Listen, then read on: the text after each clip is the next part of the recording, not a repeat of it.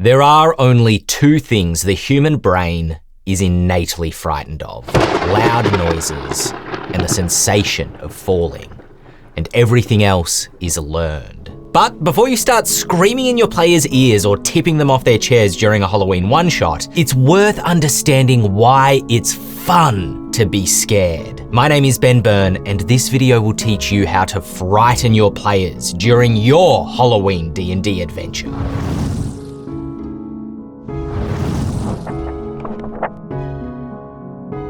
Horror is engaging, suspenseful, and immersive. It's engaging because it preys upon our curiosity. You want to know what the monster is lurking in the shadows. What does it look like? Is it really that terrifying? Horror challenges you to be frightened and then rewards you with a rush of adrenaline. And if a horror story doesn't manage to scare you at least a little bit, it likely feels disappointing. Your players want to be scared by a horror adventure. You want to feel confronted and challenged by something frightening and explore how you or your character reacts when facing such terror. The best horror stories are also suspenseful because fear and apprehension grow when you feel uncertain. A scene isn't scary if you know when the monster will appear. It's why horror movies sometimes draw out scenes to be agonizingly long, building the suspense. Maybe a jump scare is coming, but not knowing makes the fear worse.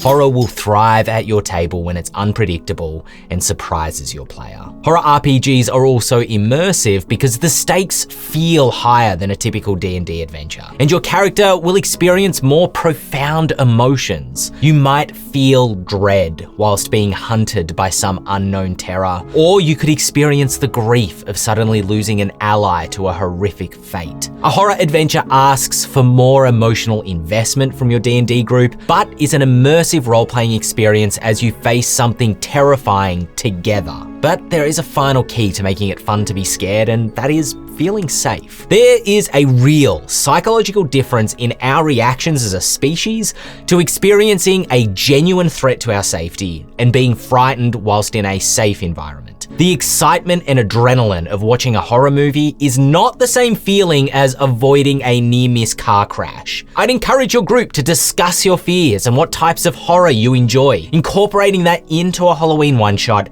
and challenging yourselves to be frightened. But crossing into topics players have expressed are off limits during roleplay swaps that feeling of adrenaline and excitement for genuine anxiety. For example, some folks don't like graphic descriptions of blood. It's not that it's too scary, but that it makes them feel queasy, which means that they can't enjoy the game anymore. But now knowing the psychological elements that make horror fun, let's plan a horror adventure for your D&D game.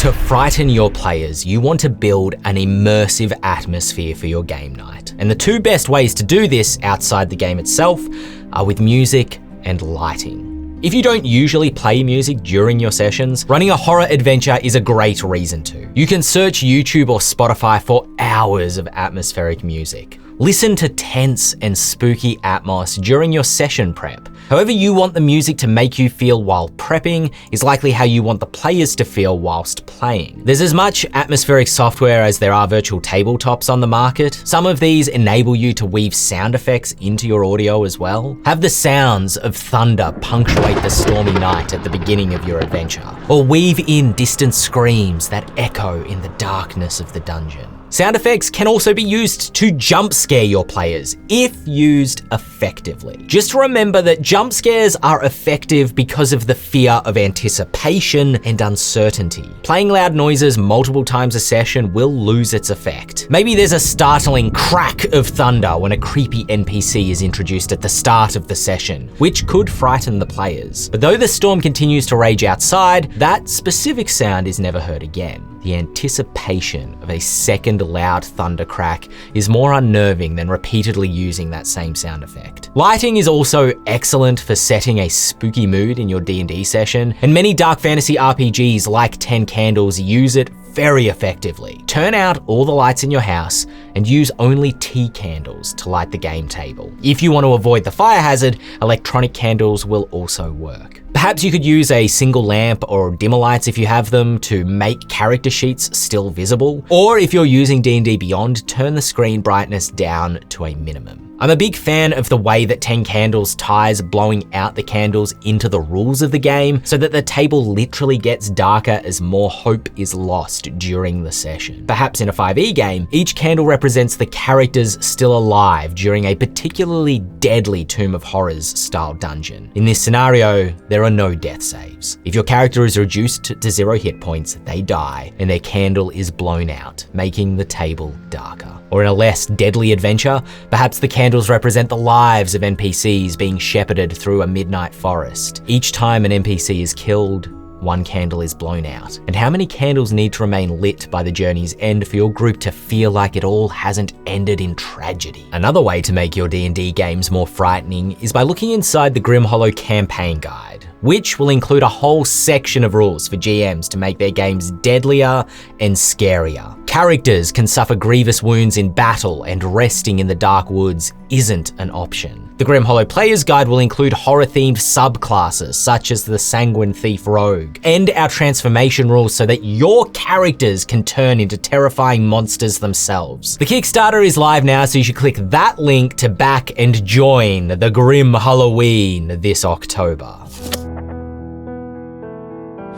The easiest way to build suspense in your D&D game is something we've spoken about on this channel before, which is to create a mystery around a monster. Don't tell your players what monsters they'll be facing at the start of their quest. Let them unravel the monster's identity before they fight it as they adventure. But for a horror one-shot, make the clues the monsters leave behind notably strange and unsettling. This is where graphic descriptions are a useful tool for building dread. And you can also draw out some descriptions to build the apprehension. So you wish to enter the tavern of the abandoned village? Your hand rests on the cold timber door. The smell is what you notice first, and the buzzing of flies. A dozen commoners sit at tables or stand at the bar, yet there is no noise. Each has turned green and red.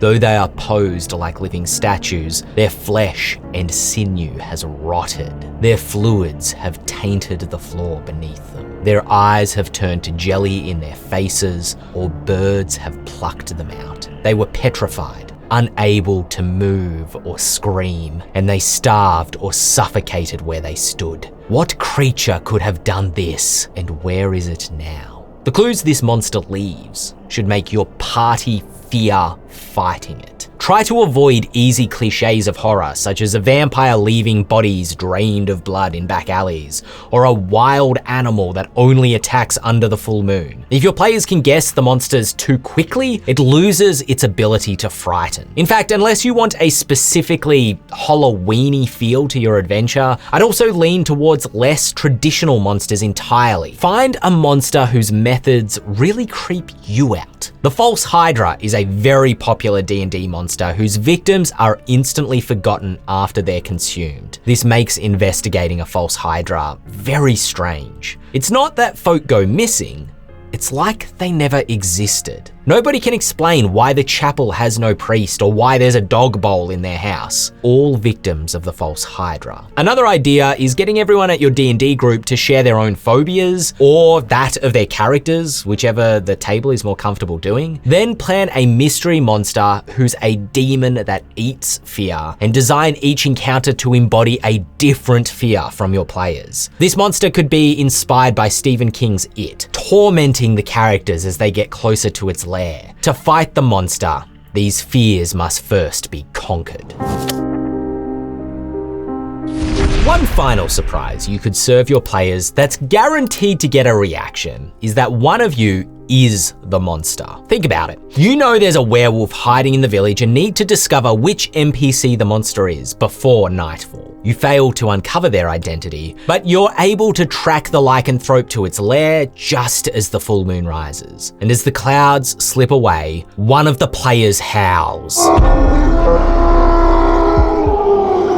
This loud noise from an unexpected place might jump scare the rest of the table. If you try this, just remember there's a fine line between frightening and obnoxious. But the remaining players then realize the climactic encounter of this adventure is against a monster that's been among them the entire time. What heightened stakes does this give the final battle? What relationships did the werewolf have to the rest of the party? Are you willing to slay your former friends? To enable the werewolf to battle the entire rest of the party, the Grim Hollow transformation rules will mechanically allow them to play as a lycanthrope. Choose from among the werewolf transformation features to become resistant to mundane damage, or inflict extra damage on bloodied creatures and target the weak. The GM could continue to support the werewolf player with minions as well, but this player as surprise horror villain doesn't just have to be a werewolf. Perhaps a player is secretly a vampire or a lich who deliberately leads the rest of the characters into their castle to drain their blood or cage their souls in a sort of Betrayal at House on the Hill style setup. Or perhaps you could create a scenario inspired by The Thing, using the aberrant horror transformation where the party fights a grotesque aberration at the start of the adventure. Whoever took damage from the aberration might be infected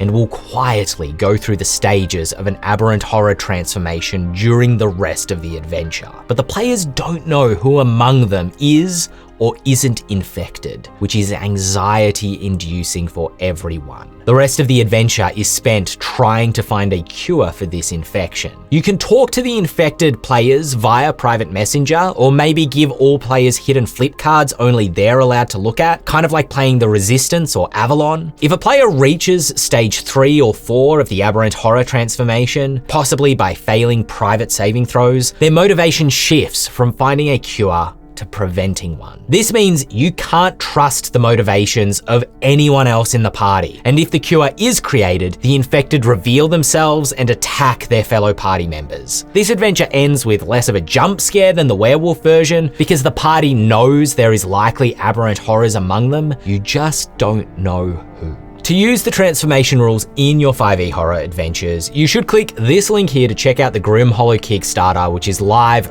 right now. Every pledge directly supports this channel, and I'm extremely proud of the team for bringing this vision to life. Or learn more about the transformation rules first by watching this video here, where we broke down the werewolf, vampire, and Shadowsteel ghoul transformations.